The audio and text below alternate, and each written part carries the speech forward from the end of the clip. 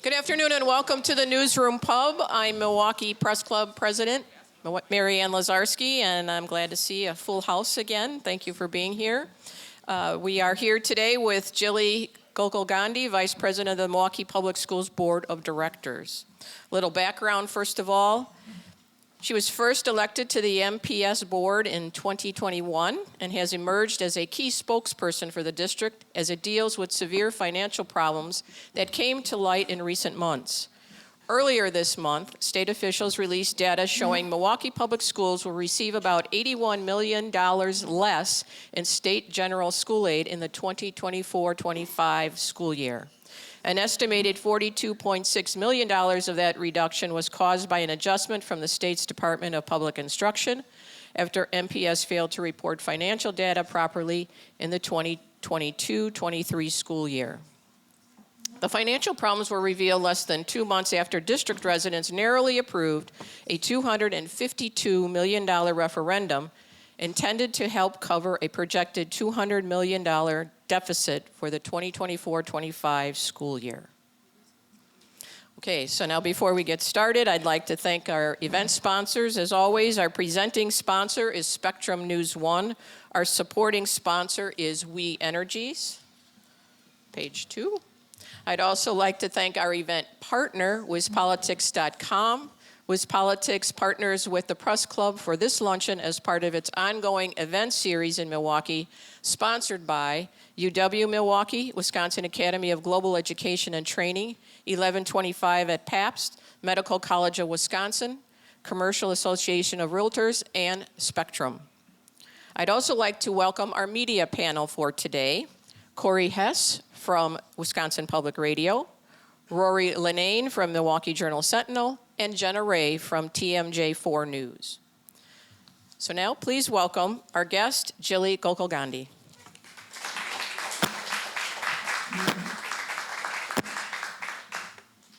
Okay, I was told to speak into the microphone, so can you hear me back there? Okay, great. So hello, everybody. Thank you so much for having me here today. My name is Jilly Gokalgandhi. I proudly serve as the Vice President of the Milwaukee Public School Board. So I am really happy to see a full house when we talk about Milwaukee Public Schools. Truly, over the last couple months, I think is the most engagement I've seen since the 3 years I've been on the board. And it's been bumpy, but genuinely, I am so thankful to everyone for taking such an intense level of interest and the level of conversation that we've had around what does it take for kids to thrive and for our communities to thrive. And so that's why I'm here, right? This Newsmaker Luncheon is not about me. It's about our kids, it's about our families, and it's about the sustainability of our community. And so I am just simply someone who stepped into a part-time role and has had a roller coaster of 90 days. And so let me tell you a little bit about myself. I am a proud Milwaukee resident. I've lived here for a decade. I graduated from Marquette University. I am a proud public education advocate. As you heard, I served on the Milwaukee Public School Board since April 2021. So I guess the first red flag really should have been running for office during COVID. So I guess if I didn't pause and think if I really want to do this now, I'm in the same situation. So I'm also a multilingual millennial immigrant. Don't hold my millennialism against me. And fun fact, I have a full-time job. Yes, believe it or not, a mortgage-paying, bill-paying job that supports me at American Family Insurance, where I focus on investing in education priorities through the Dreams Foundation. So back to why I'm here today. Late last spring, I received an email in my inbox from the Department of Public Instruction that shook my world. And as I was doing that, as I was receiving this email, my first thought was not being chased by the media in the parking lot of Milwaukee Public Schools, but actually walking down my neighborhood and looking at my neighbors in their eyes, because I live on a block where almost every single person not only sends their children to Milwaukee Public Schools, but teaches at Milwaukee Public Schools. And so you want to talk accountability, that's right outside my door. Every single day is accountability. And so something that I really had the privilege of doing, when you live in a community where people care about the community, they also want answers, right? And so pretty quickly, I was asked a ton of questions. I was asked, what are you gonna do? How are you gonna fix this? And what is your plan for moving forward? And so I was invited into my neighbors' homes, into my constituents' homes, and they said, what is the path forward? And the question that I heard over and over and over again is my kid's education going to be okay? And so I listened and I reflected, and over the last couple months, this board has taken accountability around what has happened and how we plan on moving forward. This board is a board of 9 part-time school board members. And let me tell you what we've done in the last couple months. You've seen a change of leadership. We have a new superintendent, we have an acting CFO, and we are in search for a new comptroller. We have a new board clerk, so the board itself is looking at our practices and the internal controls around policy and constituent services and the relationships that we have within MPS. We're also expediting hires in our finance department and ensuring that staffing is our #1 priority. I've been asked a lot of tough questions over the last couple of months, and they're all really fair.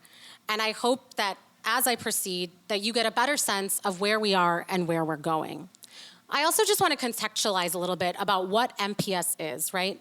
We are a $1.5 billion organization that serves nearly 70,000 students with 20% requiring special education needs. We offer more than 150 different types of education, including STEAM and AP classes. And we employ near 10,000 teachers, paraprofessionals, administrators, and non-teaching staff. And this morning I was just thinking, I did a little bit of research. It turns out that MPS's revenue, we compare to some small countries, including Micronesia and the Marshall Islands, okay? So I'm talking in a global context here. And I work for a corporation, so I also wanted to just do some comparison, right? Like, where do we land in terms of big corporates? It also turns out that MPS is comparable to some big Fortune 500 companies.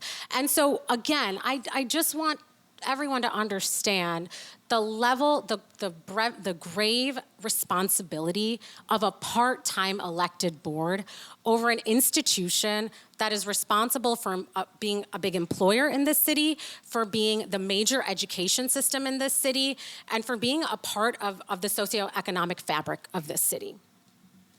So let's look at how we're serving our kids and a little bit about our funding mechanisms, right?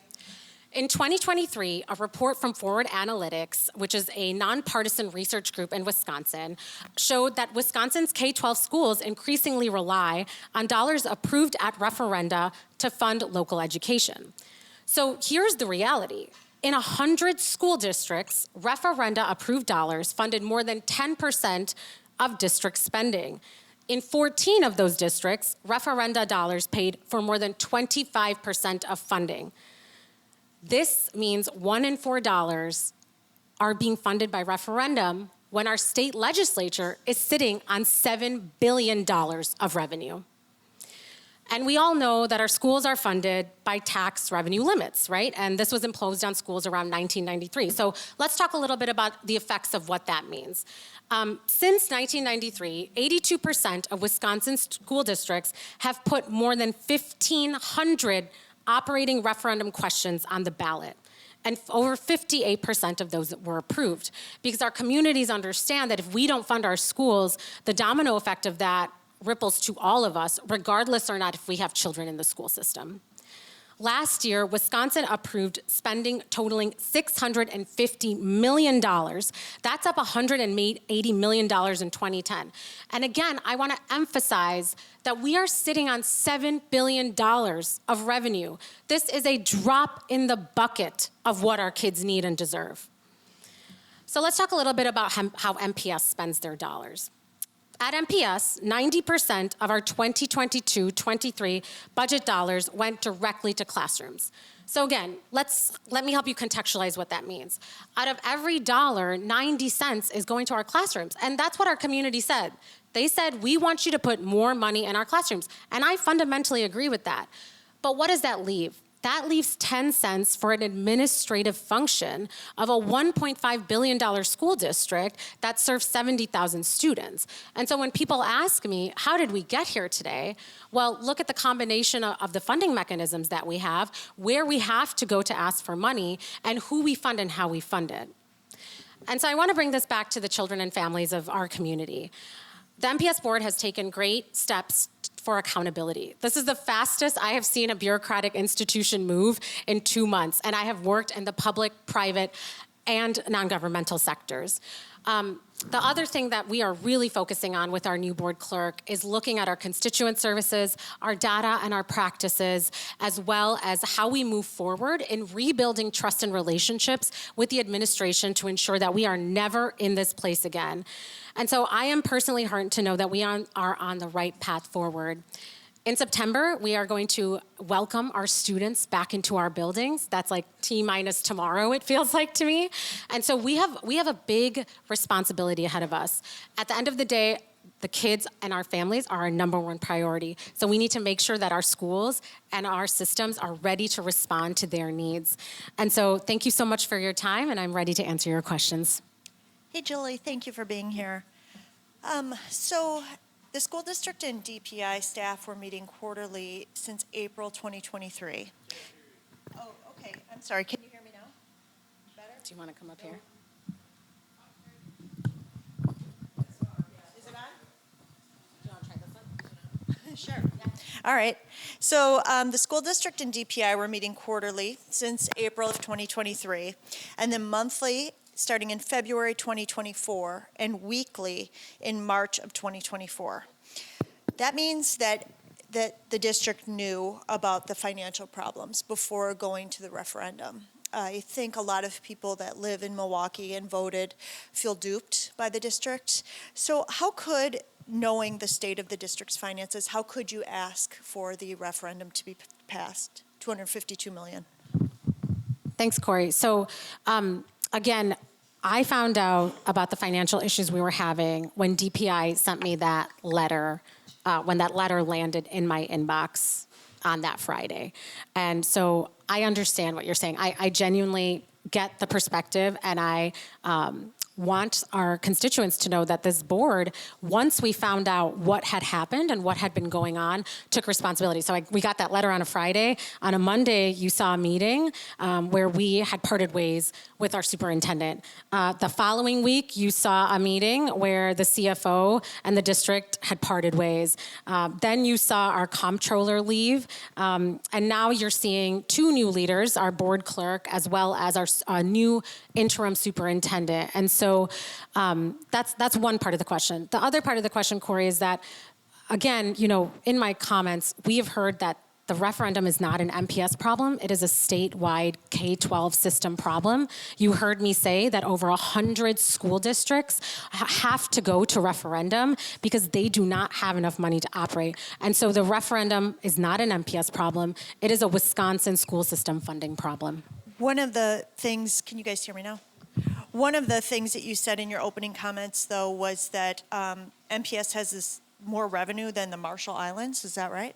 I was just comparing in terms of, yeah. Okay. Yeah. But one of the big things in the reports since the financial mishaps came out was that you have outdated software. Mm-hmm. Basically, you guys are using spreadsheets, which can't even communicate with DPI. How does that happen? Mm-hmm. I mean, how does that happen if you've got the more revenue than a country? Right. Well, and that happens because we put 90 cents of every dollar into our schools. And so that comes back to this 10 cent of administrative funding. And again, I agree, the majority of our money should go to our schools, right? But then that leaves vulnerability in our ability to operate efficiently. I mean, we had, and you're right, we had staffing issues in our buildings. And again, I work for a corporation, so I understand, right? To be competitive in this market, in this job market, if you look at the average salary of what we're giving someone working in finance at Milwaukee Public Schools, that doesn't even compare to what I could get going to Manpower, Rockwell Automation, or even American Family. So when we talk about retaining, hiring, and keeping people at the best talent at MPS, that's really difficult to do. And because we're in a situation where we don't have the dollars to do that. We can't compete. And so, again, I understand what you're saying, and I recognize that as a board member and someone who pays taxes in the city of Milwaukee. And at the same time, I believe that this is a multi-pronged problem that we have to all think about really deeply. I want to go back to what Corey first asked. You guys have known about the problem before May, before you took action, before the superintendent resigned, before Martha Kreitzman resigned. So why was the referendum put in place if you knew the financial state of the district? TMJ4 has spoken with past financial central office employees, and they started in 2015 and said that these problems existed then. I think we understand where the money is going, but that doesn't seem like it should dictate how the systems are operating. You should have the correct systems in place to be funneling that money appropriately, and it doesn't seem like that's happening. So again, I want to make a distinction between why we need referendum dollars and what the problems were at the school district, right? And so I want to start with just a little bit of information about what we knew, right? And what did we do, right?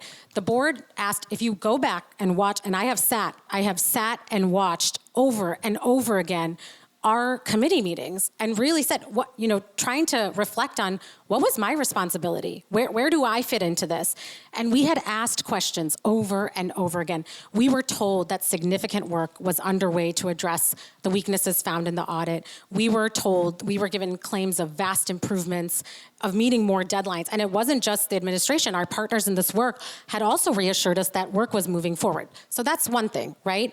But the other part is, and I don't want to conflate the referendum and the problems. The referendum was still needed. We are still facing operational dollars that weren't going to allow us to move forward as a district. So I want to make really clear that these are two separate issues. So again, talking about the letter that you received from DPI, and for those who don't know, basically that letter threatened to withhold funding from MPS because its financial reports were so overdue. What did you know about the state of the finance office before you received that letter, and what have you learned about the state of the finance office since receiving that letter? And in hindsight, do you see anything that the board could have done differently to push administrators for more information about that or to intervene in this situation earlier?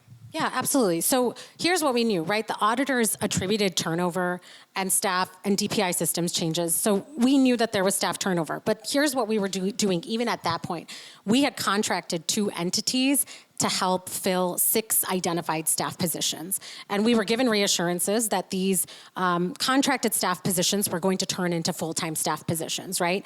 And so again, as a part-time board member, I'm not going to be at MPS every day saying, hey, have you gotten these applications? I'm going to trust my administration to tell me what's happening. So that was one thing. The second thing is that we had been told that all of these, that the work was underway to address these issues. So that's one part. What do I know now? So I've actually had the opportunity, now I am over-involved probably than a part-time board member should be. And I've met with all of our finance staff. I have a really clear understanding of whose expertise matches where. I attend probably morning meetings with DPI 3 times a week now. It was every day. And so now I'm in the weeds to a point where a part-time board member probably shouldn't be. And reflecting on what we can do better, right? Again, I said that we need to look at our internal practices. And so I'm really excited that Dr. Tina Owen Moore is our new board clerk. She just started on Monday. I met with her yesterday, and we really talked about 4 priority areas to fix the Office of Board Governance. So 1 is looking at our data and communication systems, right?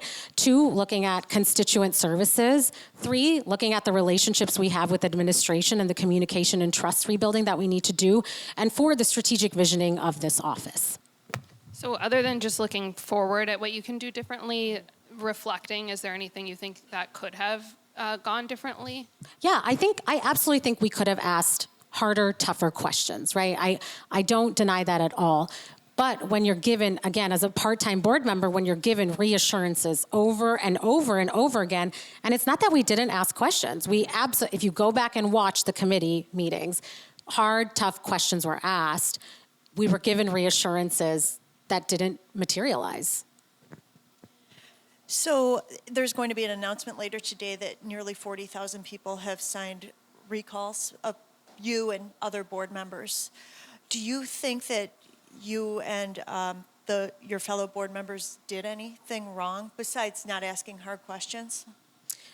I think being elected to office means taking the good with the bad. And I believe that over the last couple months, this board has shown a level of accountability to the district by parting ways with our superintendent, parting ways with our CFO, and inviting a new board clerk in. And so I completely understand and respect the will of the voters. My job right now as an elected official is to do the hard work every day to ensure that we are, one, Rory, to your point, reflecting on what we can do better in this moment, but two, also moving forward and setting up a new board or whoever it is that comes in with the right systems and controls for them to operate really efficiently.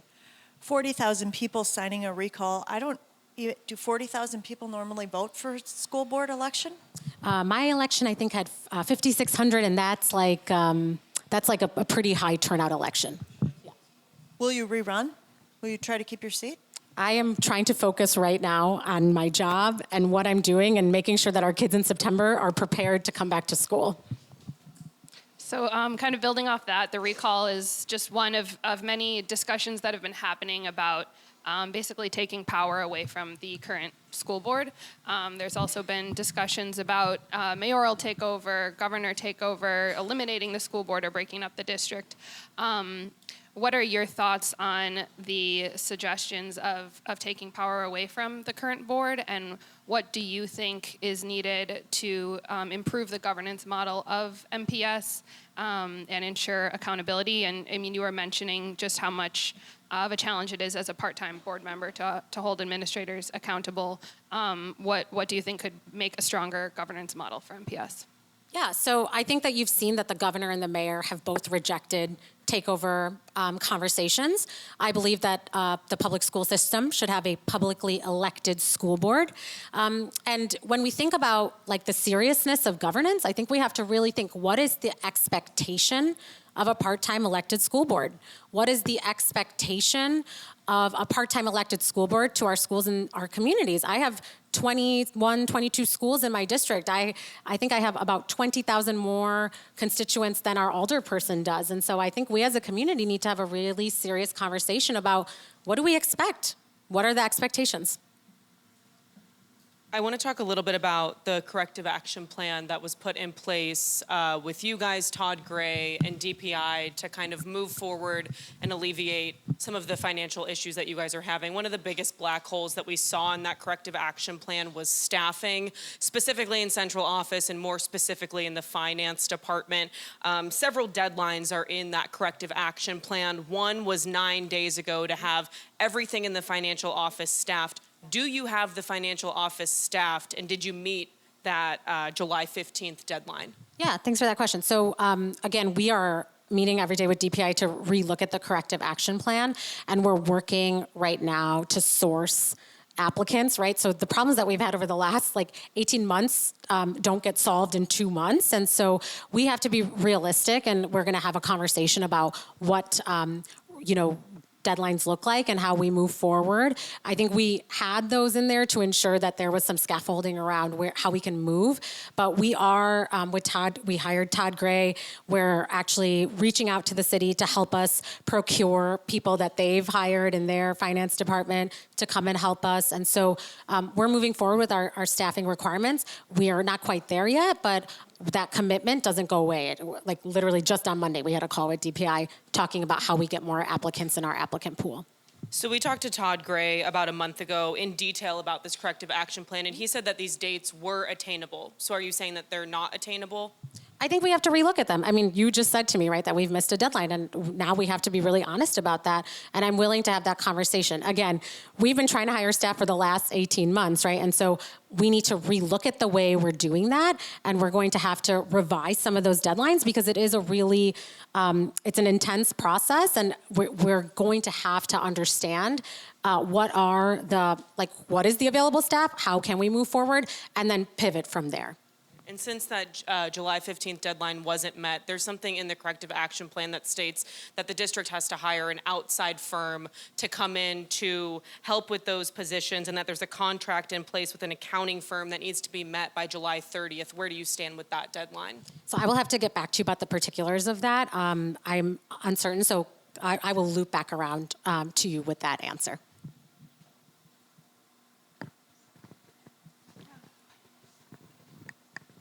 Once all of this financial crisis is behind you, Milwaukee Public Schools has other issues. One of them being that only 14% of the students are proficient in reading and less than 10% are proficient in math.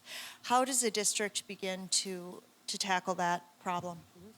So, my position as a board member is to provide governance and policy guidance, right? And so my hope is that with our new interim superintendent, Mr. Galvan, the restructuring and re-envisioning of the Office of Board Governance and the search for a new full-time superintendent, that we really understand that that is a priority that we need to focus on for the next school year. And so I'm hoping that in partnership with all of the stakeholders that move Milwaukee Public Schools forward, we make that an incredible focus. And I actually sit on the School Administration and School Innovation Committee, and we've had a lot of conversations that reading needs to be a pillar of content of that committee for the rest of the year.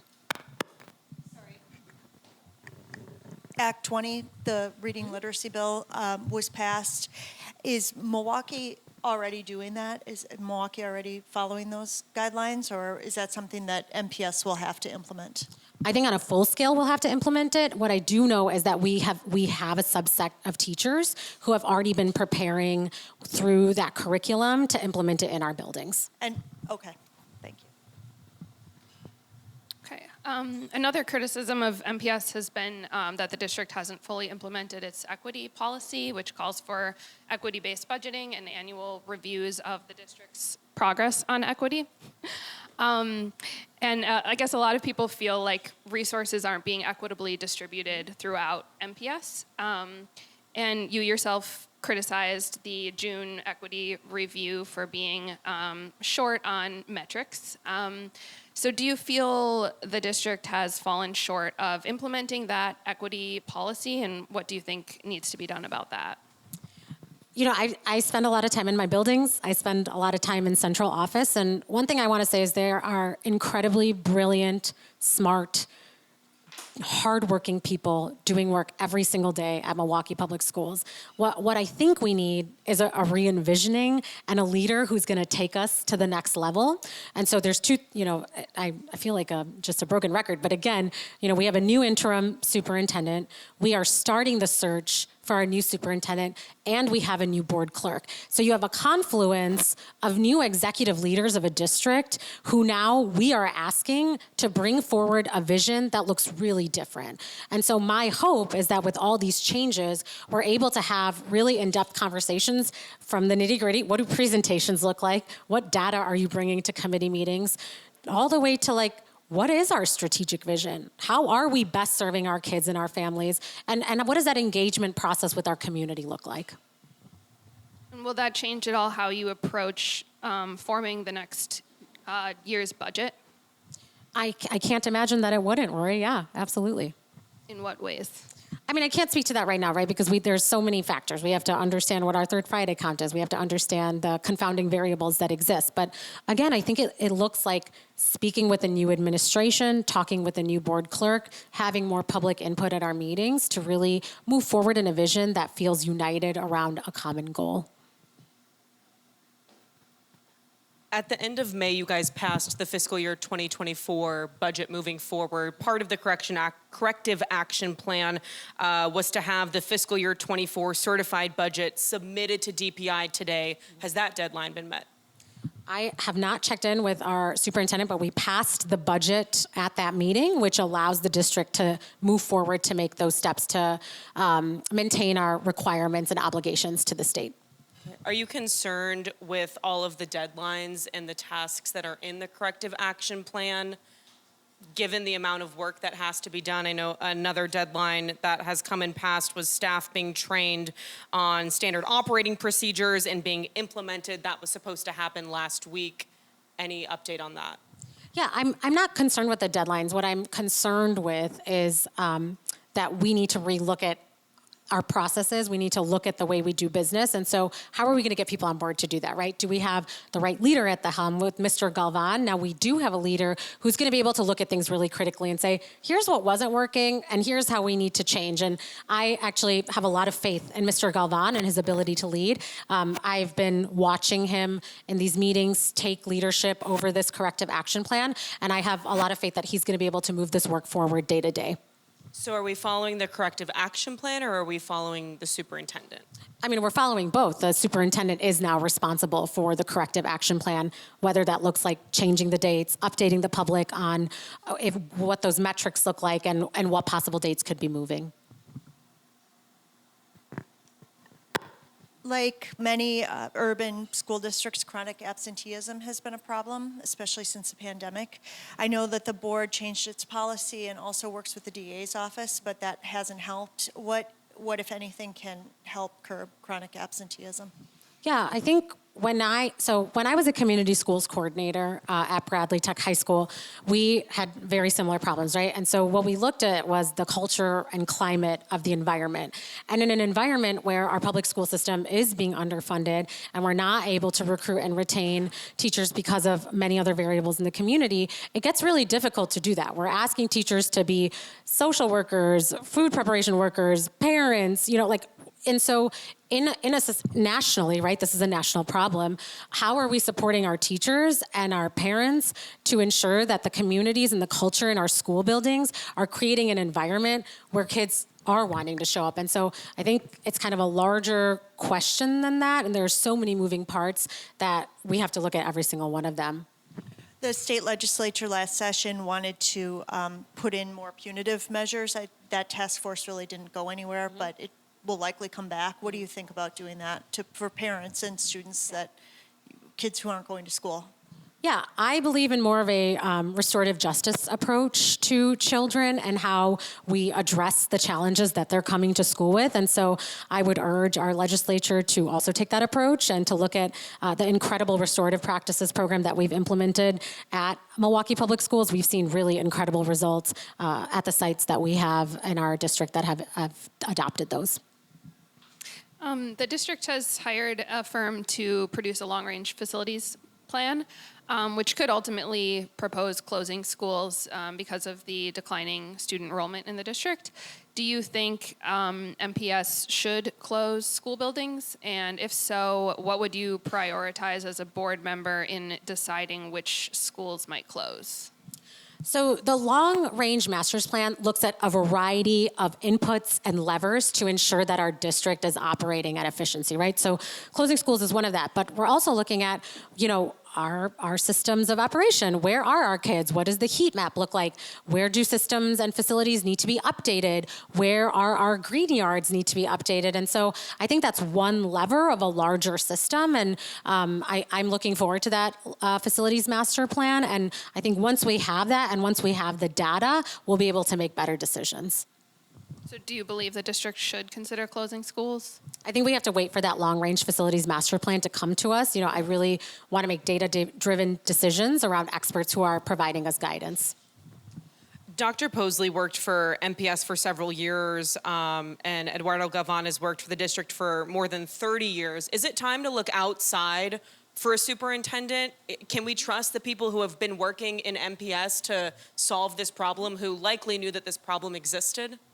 So again, I will reiterate that I have a lot of faith in Mr. Galvan. I have worked with him on a number of occasions, not just on the school board, but when I worked at Rockwell Automation, where we invested millions of dollars in STEM facilities for young girls to come and pursue STEM careers. And when I worked there, you would always see a line around the building of parents who wanted to talk to Mr. Galvan because they felt like he was really a part of the fabric of their community. But we're also embarking on a national superintendent search. And I think the idea of that is to look around the country and see who's best suited to serve our district at this really crucial point in its existence. We've talked to a lot of parents, teachers, taxpayers, and stakeholders over the last couple of months. They believe that the board has failed not only MPS, but its students significantly. You mentioned 90% of your funding is going to classrooms. Do you feel like you have failed the students?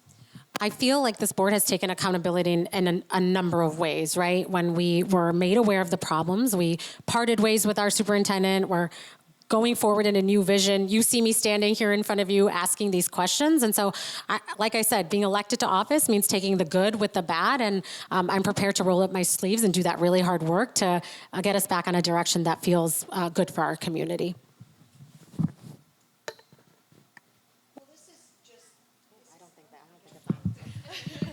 This is just a follow-up. I just thought of it. You said you parted ways with your superintendent, you know, that he basically has been a scapegoat all day today. You know, he was the failure. But now your new superintendent, he was recommended by Dr. Posley for his job that he got just before becoming now your interim superintendent. Again, Dr. Posley was with the district for 40 years. This new person for 30 years. So what is changing, really? You said many times you're part-time. You know, you can't do it all. The board's part-time. But the people in leadership have been with the district for decades. So how is anything actually going to change? I mean, I think it has to change, right? If we're looking at this moment and people in the district, I've been on the board for 3 years, I've already been operating from a place of change. So if we're in a moment where people are looking around at what's going on and thinking that it's going to work the same way, I don't think that's what's going to happen. And I have belief, and I have been told that that's not what's going to happen. And at the same time, we are starting the process of a new superintendent search. And as I said to Jenna, the intent and the hope is to have a national process to look at someone who can come in with a fresh set of eyes and really look at where we are in this moment and respond to that. See, is this working? Okay. Me too. Going off the superintendent search, there's been criticism that with the search for the interim superintendent, there hasn't really been any public engagement with that. And yes, it's an interim position, but still likely for a whole school year and an important school year. Why didn't the board provide more opportunities for that for the interim search? And what can you say that you will provide in terms of public engagement for the national search? Yeah. You know, listen, we were in a space where we had to move quickly. The corrective action plan required things of us. DPI was looking to us to really ensure that we had a leader at the helm of the district who could help move this corrective action plan forward. So I understand that, and we were in a moment of crisis and needed some stability. When we think about a superintendent search, there are going to be community engagement sessions. We're going to have, you know, events in the district where people can come and have a conversation. This is, I hope all of you show up. I hope the media continues to engage with us through that process. So we're really looking for a robust community stakeholder-based process as we solicit our new superintendent search process. As Corey mentioned, you're kind of using the CFO position, the superintendent, and the comptroller as scapegoats. The comptroller actually quit. He wasn't fired. We spoke with him after he left his post, and he had only been there for a year at the time, and he said that there was no way that he could physically, mentally, and emotionally get through the system that you had in place. How do you expect to get people to come into this job and take over this massive accounting error and massive system overhaul that needs to happen? So I want to rephrase it. It's not skateboarding, it's accountability, right? When we were made aware of what was happening, what we did is we took steps to remove the people that we felt were contributing to that problem. And so moving forward, again, we have a completely new set of leaders in the building. And so now we need to set a new tone. The board realizes that, the administration realizes that, and that's how we're going to move forward. Board members have said that they have felt in the dark about this process. I understand that it's a part-time job, but given that you have a more than $1 billion budget every year to go through, the budget proposal itself is almost 1,000 pages long. Isn't there some sort of accountability that needs to be happening amongst yourselves? Obviously, one person or two people can't be responsible for all of that information. And yes, I understand that you're saying that they're not being seen as scapegoats, but more accountability. But what accountability and checks and balances need to be taken at the board level to make sure that this does not happen again? Yeah, again, me standing here is accountability, right? Secondly, I have said that we have a new board clerk, and I just sat with her this week. We're looking at what does process look like, what does policy look like, what does constituent services look like, and I think Dr. Owen Moore is going to be a really great partner in us moving forward to reimagine what the Office of Board Governance looks like and what supports are given to school board directors to ensure that we're not in this place again. The governor has called for financial and instructional audits of the district. Operational, sorry. Are you willing to accept the results and do all of the recommendations that come from both of those audits? Absolutely. The governor has been a partner in this. DPI has been a partner in this. And so we are going to move forward in partnership with our stakeholders to ensure that the district operates with those recommendations. But we haven't seen, that audit hasn't been implemented yet. They don't have a firm yet. And so we have to really understand what that is moving forward. But we know that the governor is a partner of ours in this. He's served as, the head of DPI. And so I think he has a vested interest in seeing Milwaukee Public Schools continue to be successful. One of the major problems in the finance office was the vacancies, and that's a problem throughout the district. How would you characterize the state of vacancies in MPS? What do you think has contributed to that, and what needs to be done about that? Yeah, so, the vacancy problem, again, is we're having a national teacher shortage. And so when we think about ways to attract and retain not only teachers, but individuals that work in our administrative departments, we're fighting on two fronts, right? It goes back to what I was saying about the funding issue. How can you attract and retain the best talent when you're not able to compensate them appropriately? And how do you work in the confines of that system, right? So how do you think about signing bonuses? How do you think about giving people incentives like housing to come and work at Milwaukee Public Schools? And I think we've done some of that work really successfully. And so I hope that we'll continue to re-envision how we attract and retain talent. Oh, it's me. I wanted to ask you about Head Start. The district has announced it's closing many of its Head Start sites and transitioning some others to K-3, which seems like it will come at great cost for the district without having that federal funding. How do you think it was able to, get so bad to that point? The district had a lot of warnings before losing that federal funding. And what will be the loss to the district from that? So, the district has ensured that our parents and our students who were at those sites are still being taken care of. And in response to the criticism that we're given, we have scaled back now. And so we're only operating at the sites that are serving our students and had the highest number of students that were at those sites. And so the sites that were of concern are no longer operating. Todd Gray said that this financial crisis wouldn't impact students' learning. This seems like it's impacting students' learning.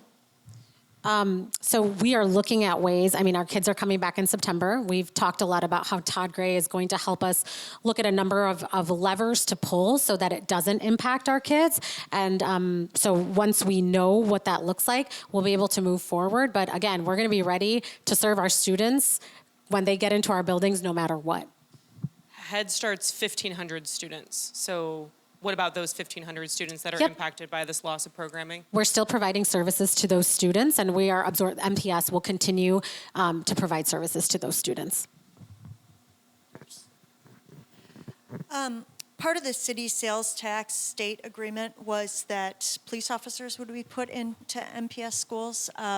Did that ever happen last year? It did not. Is it going to happen this year? We're going to continue to focus on restorative justice as the main lever of serving our kids. And so that is my commitment. I've said that. I've gone on record and said that over and over again. And so that is what I will focus on. Is the state going to let you do that? You just said that they missed the deadline, so. All right. Thank you.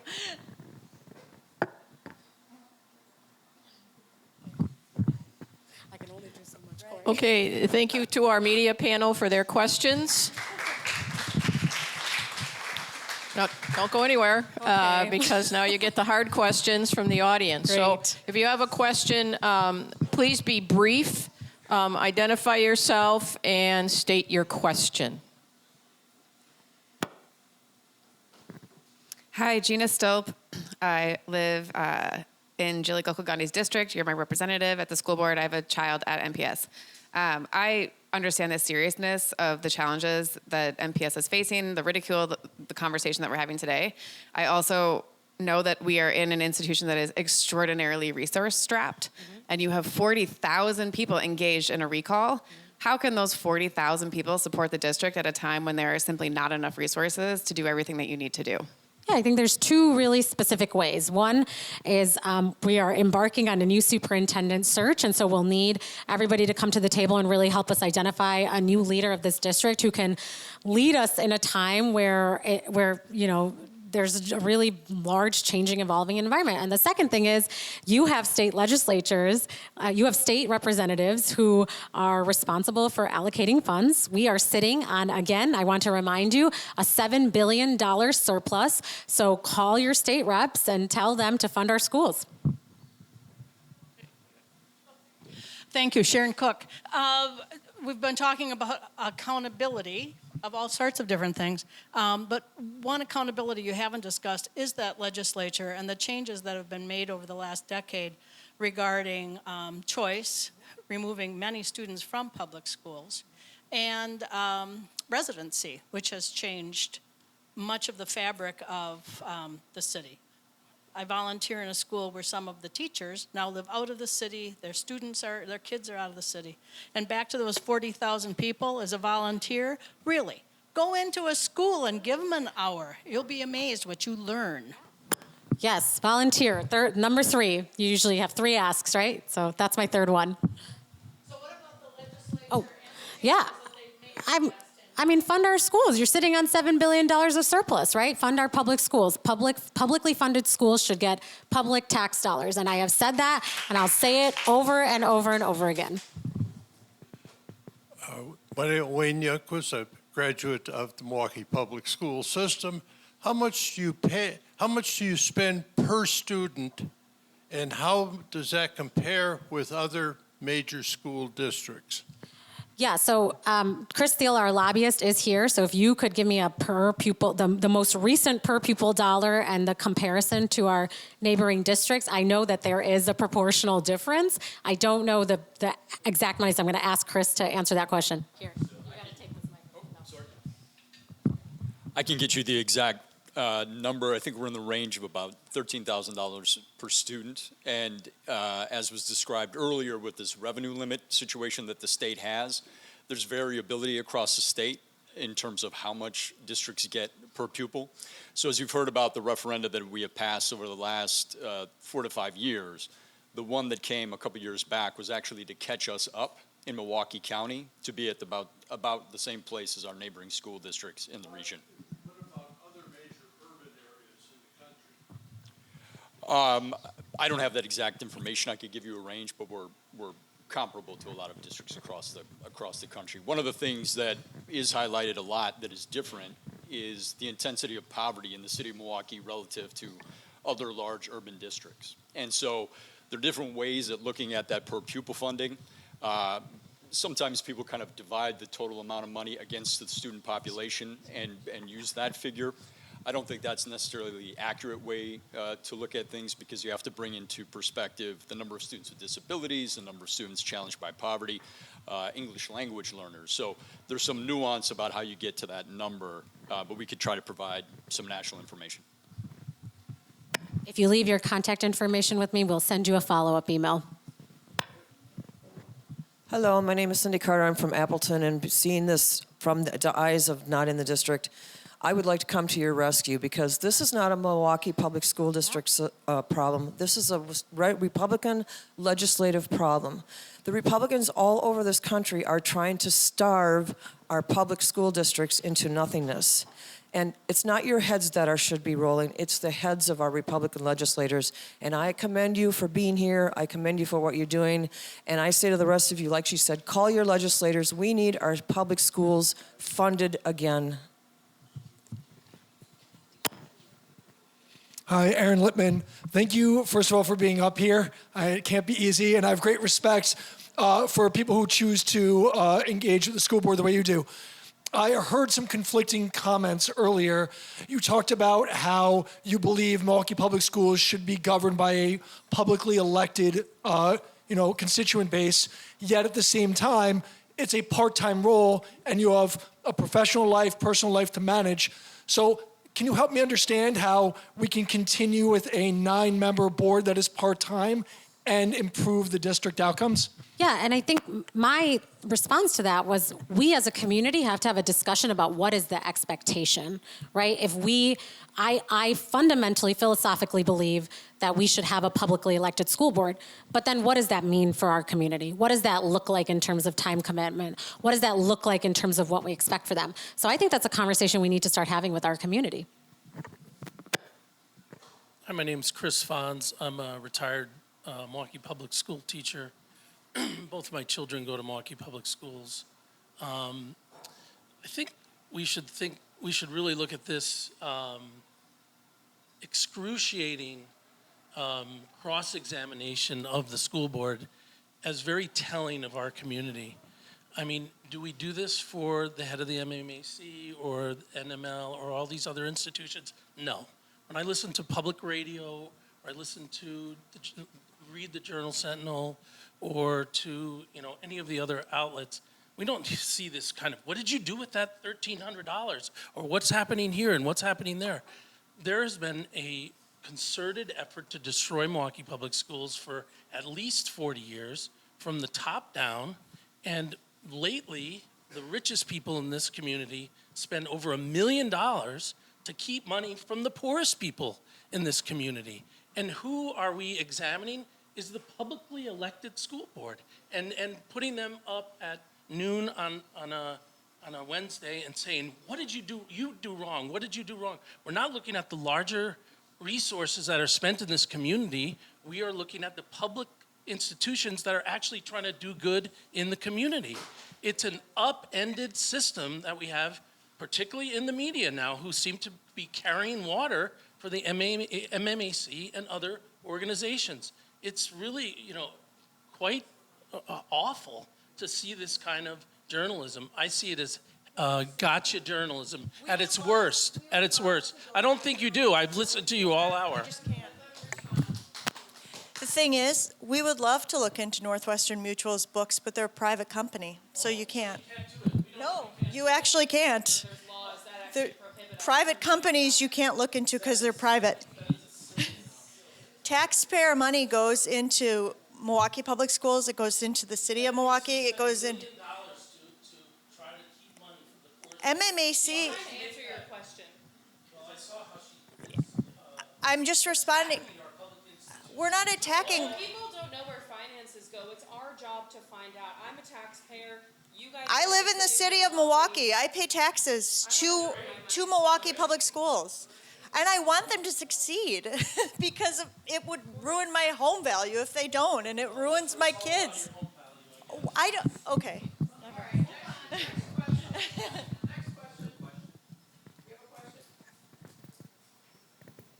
Hey, Quentin Claybon, first, as your constituent, thanks for doing stuff like this. I really do appreciate it. I have a tough question I don't think you would answer, so I'll go with one I think you would answer.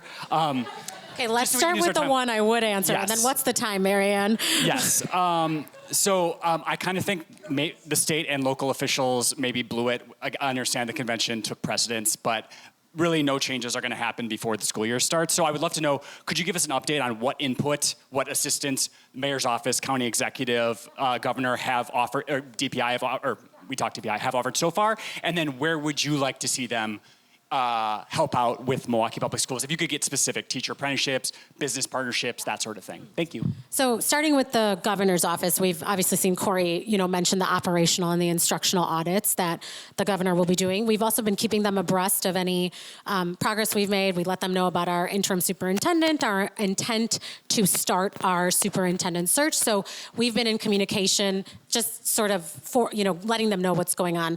The county exec has offered their support his support as well. I think the bulk of the support has come and comments have come from the mayor. You've seen him say he'd like to be involved in the superintendent search process. You've seen him say that his comptroller's office will be lending support. We've actually, so really specifically reached out to him to help procure, people who have applied in his office to send resumes so we can hire them in our office potentially. And we intend on including him in the superintendent search. And so we speak with our other locally elected officials regularly to keep them in the loop of what's going on. And I think, like you've heard me say in this moment, it is a time to say we need help, and that is okay, because the success of Milwaukee Public Schools is the success of our community, and I think they see that too. Are you going to ask me the hard one now? And again, there has to be a breakdown somewhere. Milwaukee performing against its large urban peers, and I would love to know your perspective on where that breakdown is. Is it at the district superintendent level? Is it at the kind of principal level? Is it at the teacher level? You don't need to have all the answers, but in order to ask really good questions, you have to have a sense of where is the breakdown happening, and hopefully the answer's not everywhere. Hope to God. But where what's your perspective? Yeah, and so breakdown, can you say more when you say breakdown? Yeah, example, it could be principals don't have sufficient ability to shape their buildings, or it could be district superintendents are not, active on the ground. Where's the breakdown in quality in services happening? Yeah, so, we're part of the League of Great City Schools. We're part of organizations that our administrators, our teachers go and present to. I, as an elected official, am a part of school board cohort groups where I look across the country with large urban school districts similar to Milwaukee to understand exactly what you're asking. And I think what you're seeing nationally is this idea of paying and respecting our educators. This is fundamentally where much of the breakdown is occurring, right? We're asking teachers to go to a 4-year institution, get a certification, come and teach for basically wages that aren't family sustaining the future of our country. That's ridiculous. So let's pay our teachers more. Breakdown number 1 right there. Let's pay our teachers more. Do we have time for one more question if there is one? If not, we will say thank you to Jilly Gokalgandhi.